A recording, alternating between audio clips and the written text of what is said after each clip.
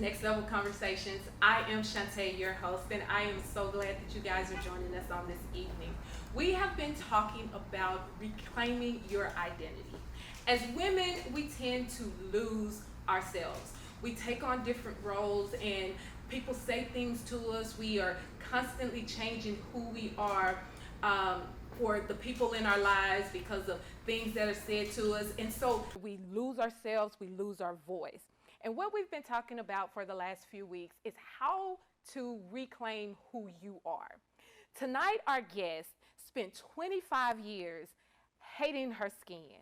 She did not like who she was, but she went on a journey to figure out how to love herself, accept who she was, and begin to reclaim her identity. I want to introduce the beautiful Kesha Johnson as she shares her journey with us on tonight of how she reclaimed her identity. Joining us on tonight. Thank you for having me.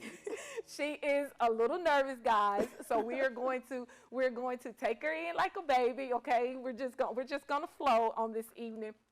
So Kesha, I think your story starts, it goes all the way back to when you were a little girl. I think you said that at about 10 years old, you lost your identity. Why don't you share a little bit of that with us on this evening?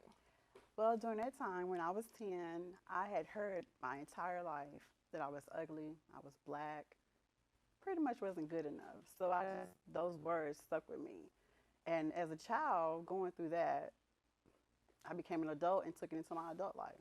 So as a little girl, you were told by people in your home that they called you black and Yes. and they called you ugly, Mm-hmm. and you believe this because this is what I call it. I say we believe the lie. You believed the lie, Correct. and that shaped who you ultimately became. It wasn't always in the home. It was outside the home. It was in school, on the school bus, parties, wherever I was at. I was always told I was black, or I was told I was cute to be black. There was always a qualifier to Yes. it.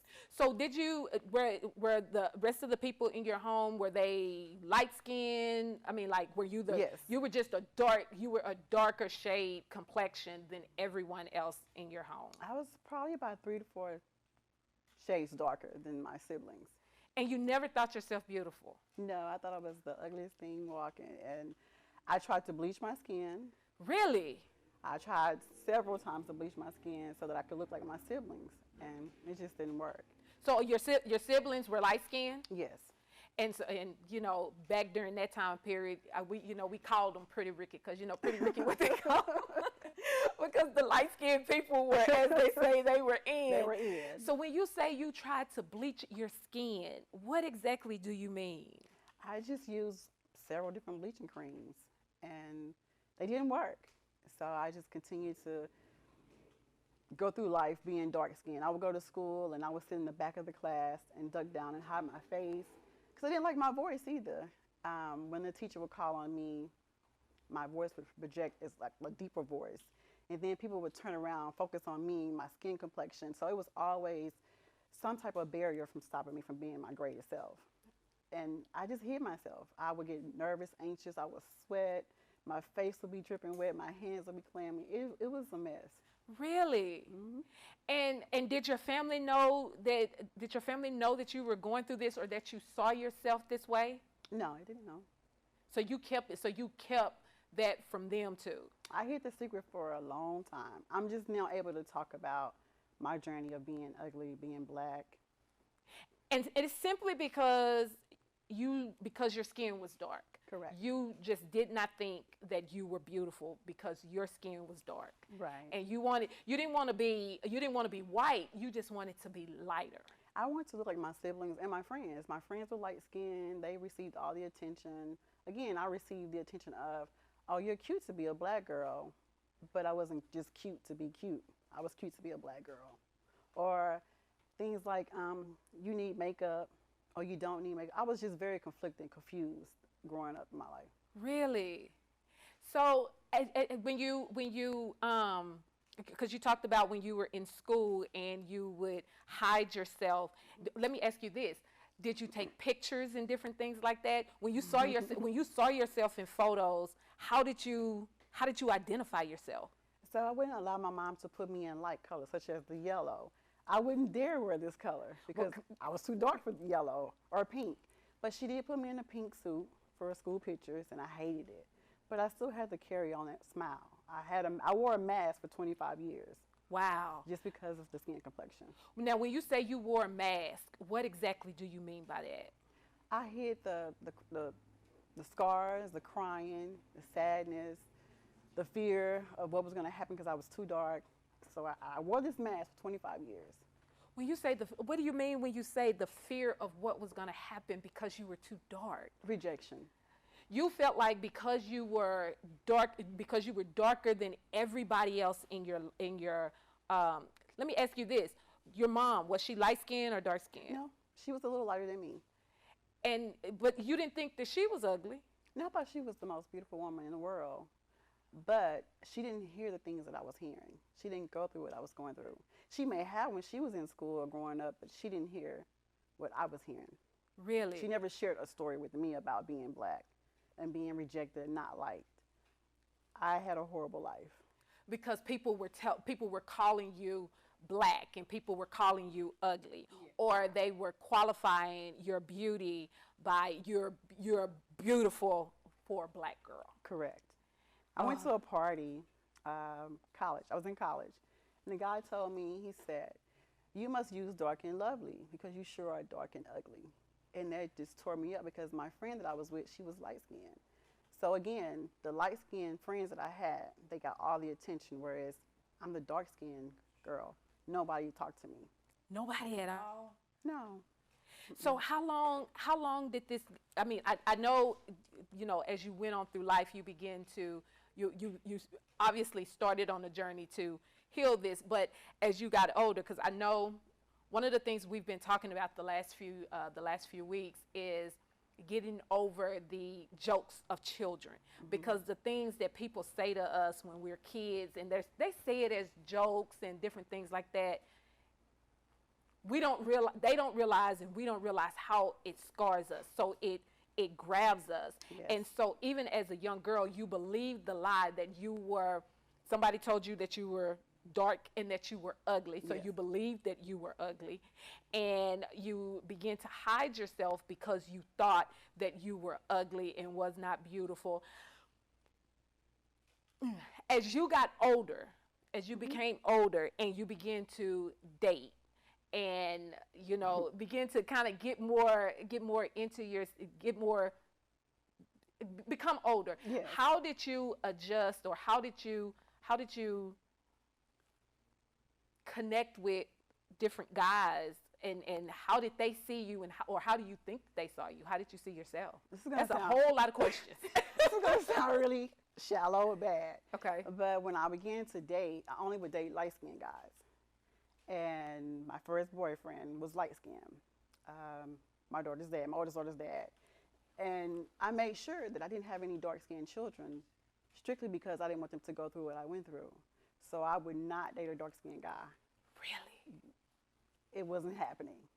It was not going to happen. But now, was it just dark-skinned guys who would tell you that you were beautiful, you were cute for a black girl, or call you ugly, or was it dark-skinned and light-skinned guys? Was it just a particular? I think it was the dark-skinned guys that had something to say, which was mind-boggling because we're both the same color. But the light-skinned guys seemed to like me. I guess opposite attract. So they liked the dark-skinned girls. But I made it my mission to never date a dark-skinned guy. Wow. Never. Even ones who wanted to date you, you would not, because you were determined not to have dark-skinned children. Correct. And so all of your girls are, because you have two girls, yes, am I correct? 2 girls. And it is so funny because God would really mess with you, okay? you not liking your skin. He said, you know what? I'm gonna give you some girls. I'm not gonna give you some boys. And so you had your light-skinned children, and how did that work out for you? So as they came into the world, they were beautiful, the most beautiful girls ever. Light skin, beautiful hair, just beautiful. They went to middle school, high school, and was bullied because they were light skinned. So I did them a disservice because they were light skinned.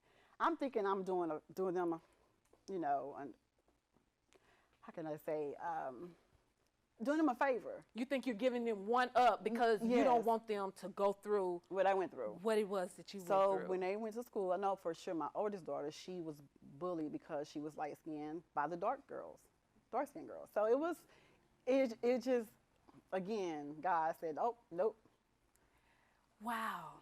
they're going to receive the same treatment. But I'm glad they did because they know who they are as well.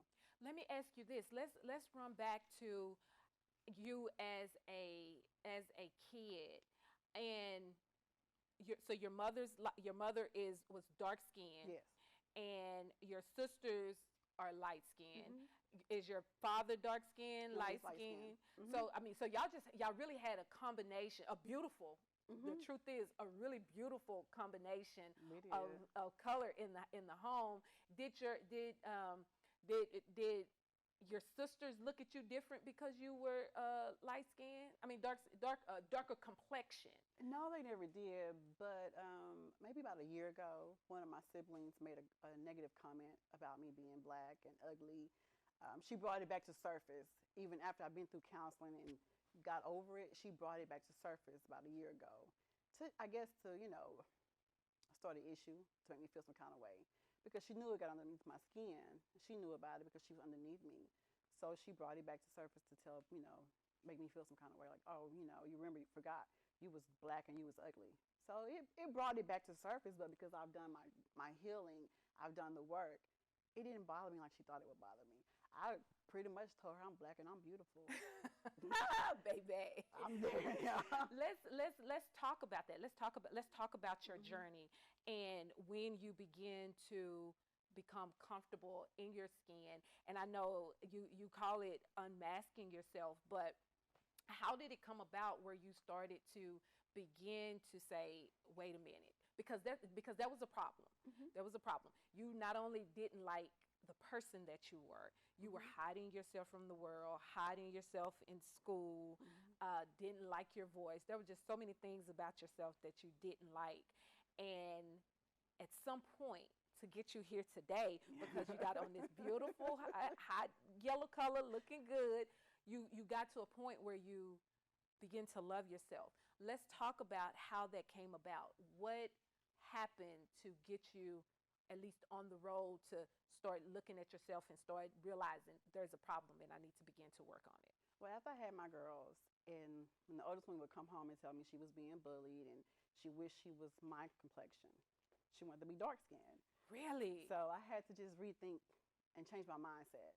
And at that very moment, my mindset changed. I began to just look in the mirror and look at myself and think, oh, you're beautiful.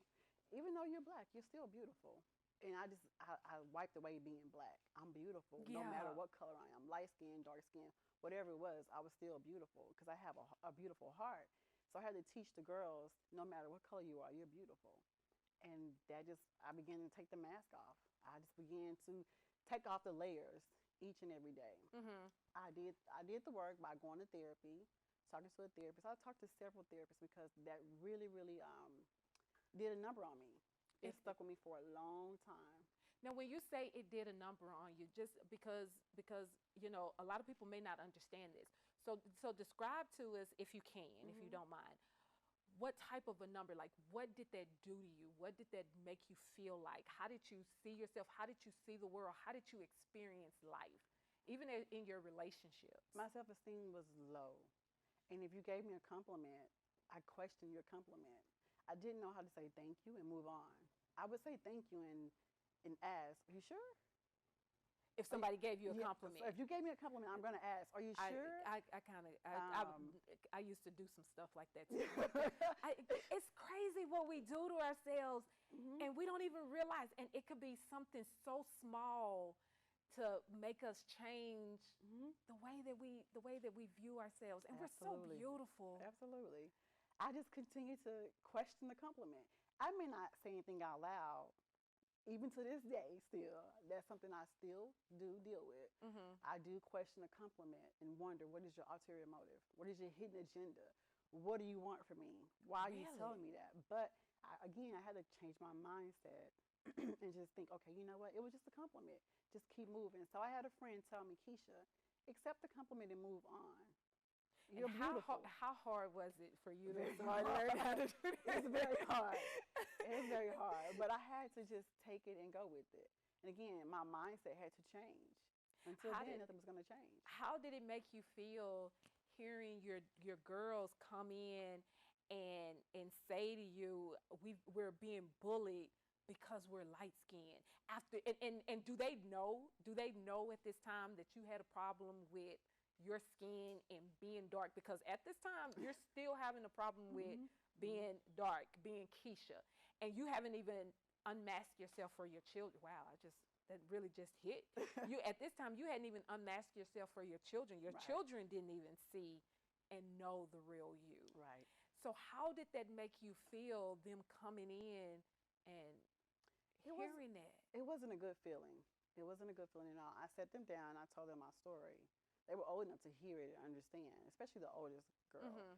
She understood, and she just continued to tell me she wanted to be my skin complexion.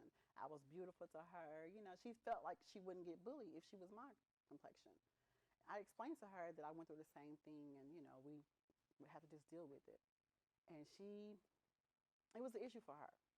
Her self-esteem was low. Really? And so how did you help her through that, especially at the same time, because now you're having to not just help her heal, but you're having to work on healing yourself at the same time, because it's a real crazy thing. You're like, I've created this world, and how am I going to back out of this world? I had to just keep reassuring her that she was beautiful.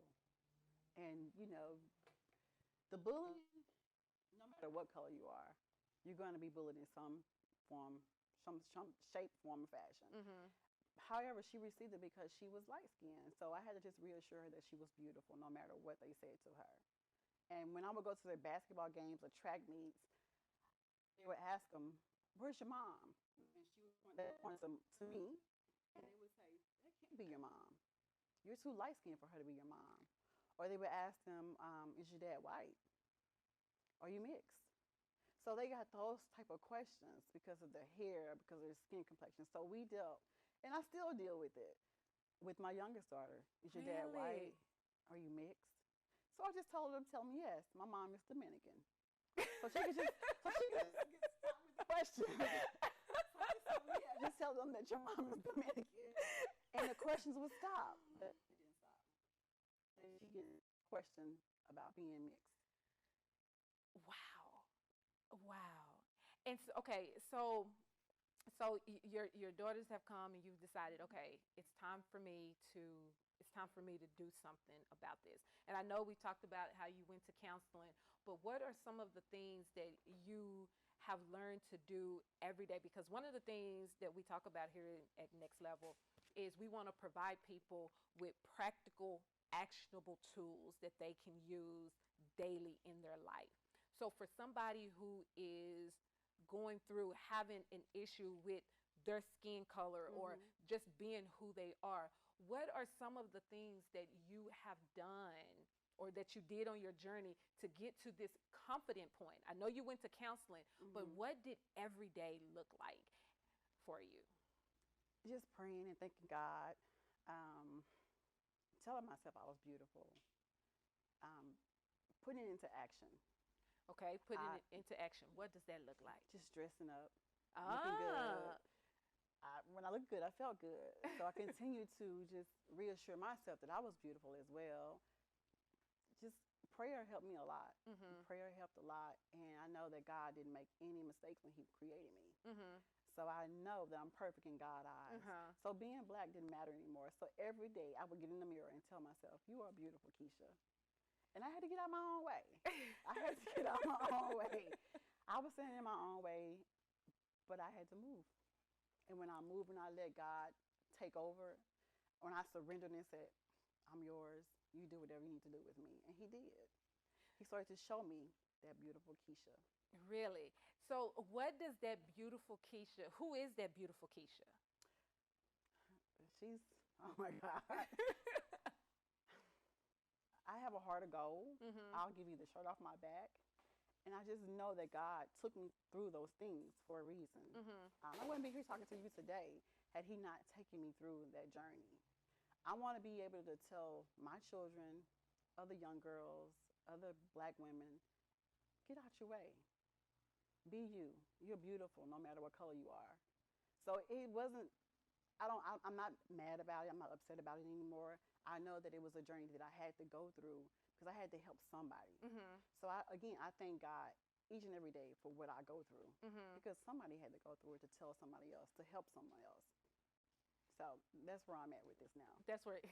So and we're going to start getting ready so that our guests can ask, our audience can ask you some questions. But what I want to go through is I want to talk about the day, because we've previously talked, and I don't want anybody to miss this. But I want to talk about when you begin to unmask yourself and how you felt as you became free and stepped into and begin to actually see Kesha, because you couldn't see Kesha.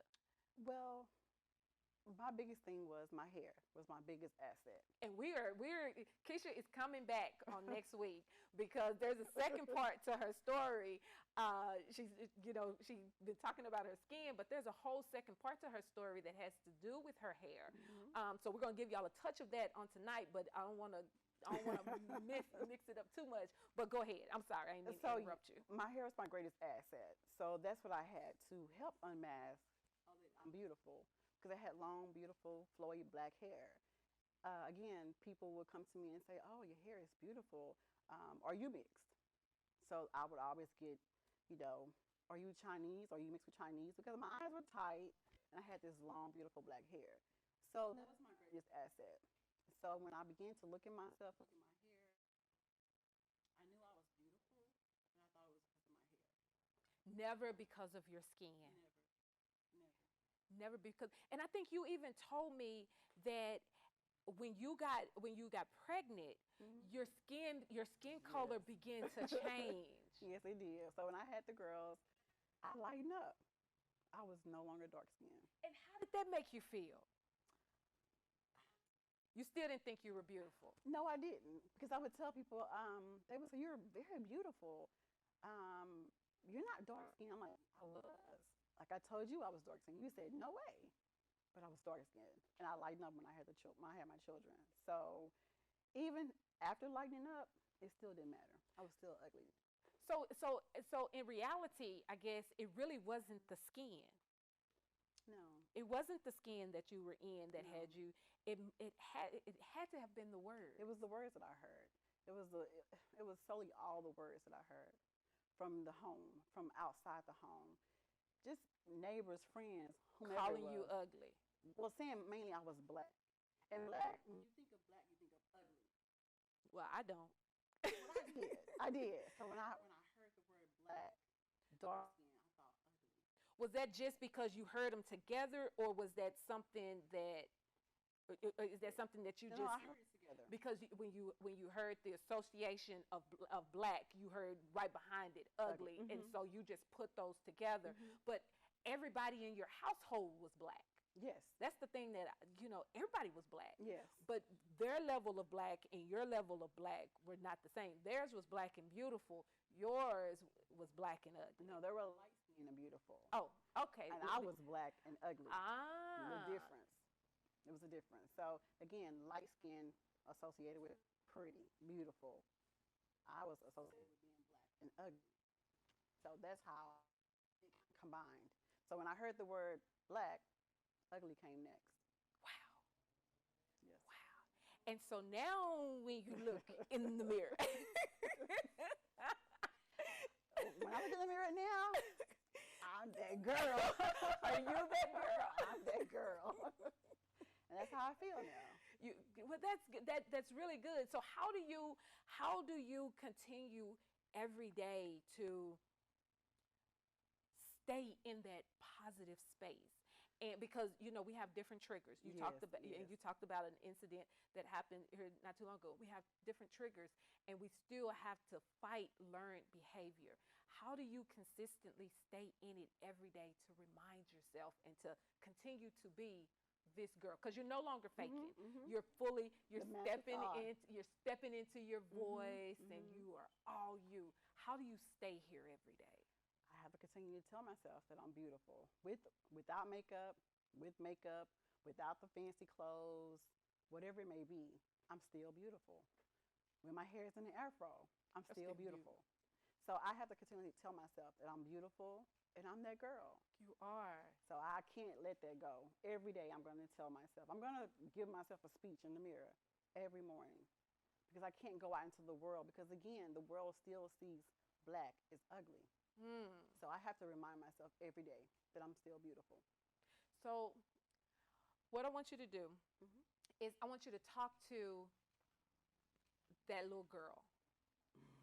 I want you to talk to that little girl right now, that high school girl, that little girl who is looking at herself, regardless of what color her skin is, but is saying, I don't think that I'm beautiful. I don't like my skin. I don't like who I am. What do you say to her to encourage her and inspire her to accept herself and not lose her identity? I would tell my younger self, get out your way. You're beautiful, no matter what color you are. Be you. You're great. Don't let the words resonate with you to where you allow people to treat you any kind of way. Set boundaries. Talk to yourself. Pray about it. Tell God, thank you in the midst of what you're going through. It was several days I would write in my Bible, or write in my journal, and put it in my Bible and ask God to change me. I don't want any other little girl to go through that. So I don't want little girls, or even women my age, to ask God to change them, because He made us perfect in His eyes. So as a young girl, I would tell myself, tear that paper up. You don't need that. God made you perfect. And just continue to tell the little girls, hey, you are beautiful, black, light skin, white, whatever you may be, you are beautiful. Whatever you are. Be you. Yes. Just be you. And had I told myself that, I would have been that girl back then. Yeah. How have you forgiven yourself? I know, and I got to wrap it up. Have you forgiven yourself for all the damage that you did to yourself all of those years? I have. Again, speaking with my therapist for a while, I had to learn how to forgive myself. I had to learn how to, again, just be thankful and grateful for who I was. I'm here for a reason. So I have to think about things like that. I'm here for a reason. Again, my girls mean the world to me. So I have to make sure that they understand that they are beautiful as well. I want to be able to tell other girls, other women, they are beautiful, no matter what. And you have to accept it in yourself first. Absolutely. I have. If you compliment me, I can say thank you. Because, girl, you look beautiful. Thank you. I don't have to question the thank you anymore. I don't have to do that, I may every now and then, but I don't have to question, because I feel good. Yeah. I feel good. So if I feel good, I look good. And you see you. I think that's really, really, really important. The fact that you see you. I do. You see you. Kesha, thank you so much for joining us on tonight. We are going to pick up on this magnificent story, part 2, on next week. I want to remind everyone that you are beautiful. You are amazing, just as you are. And you cannot let anybody tell you otherwise, because you are absolutely perfect. And Kesha's story tonight is a prime example of how we can let the words of others reshape us and reshape our identity. But here at NexLevel, we are helping you reclaim your identity. And we are doing it with style, because my last 2 guests been in some beautiful yellow, and they've been popping that thing. But as we get ready to close out this segment, and you guys get ready to give us some questions, and we're going to take some questions, I want to remind you guys that you can connect with us on all of our social media platforms. I want to remind you to download the app at NexLevel Magazine. I want to remind you that you can connect with us on our weekly podcast. I want to remind you you can follow us on all social media platforms. We are everywhere, always talking, always doing something, okay? And so I want to thank you guys for joining us on tonight as we get ready to close out this segment. And I want to let you know that we love you and we appreciate you. Thank you so much for watching.